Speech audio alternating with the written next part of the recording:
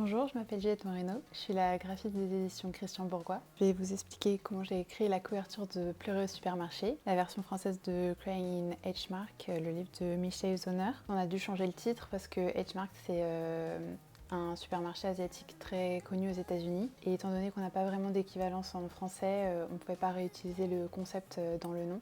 La couverture américaine est vraiment intéressante. Le problème, c'est qu'elle était aussi intéressante par sa double lecture. Les nouilles qu'on voit sur la couverture créent aussi le H de H Mark. Finalement, je suis partie quand même assez rapidement sur la notion de nourriture et de plats assez typiques coréens, étant donné que c'est vraiment le cœur du livre et grâce à la cuisine coréenne que Michel Zauner va pouvoir faire son deuil de la mort de sa mère. Ça m'a aussi permis de découvrir plein de plats coréens.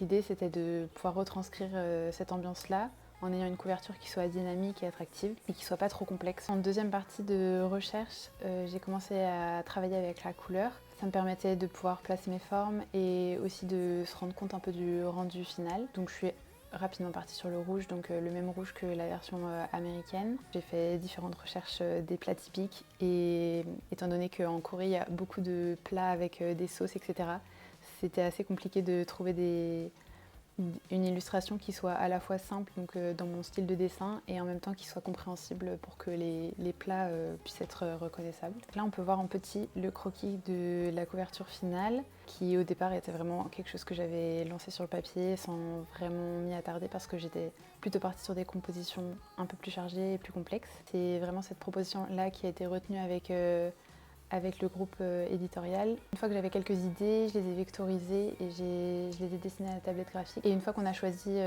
cette illustration-là, donc je l'ai imprimée et en fait je l'ai redessinée au crayon de couleur. Donc ça me permettait d'avoir de la texture et de la matière et de ne pas créer une illustration trop plate.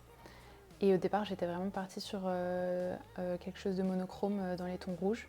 Et en fait, en ajoutant le jaune, donc je l'ai fait en deuxième partie, on peut le voir, ça crée vraiment quelque chose de dynamique et ça permet aussi de rappeler le deuxième ton de couleur qui est utilisé dans la version originale. Et ça m'a aussi permis d'avoir une couleur contrastante pour le bandeau qu'on a choisi de faire en effet de transparence pour pas casser la composition globale et en même temps pour quand même avoir une phrase un peu plus marketing qui donne envie d'acheter le livre. Pleurer au supermarché sera disponible dans toutes vos librairies le 2 mai.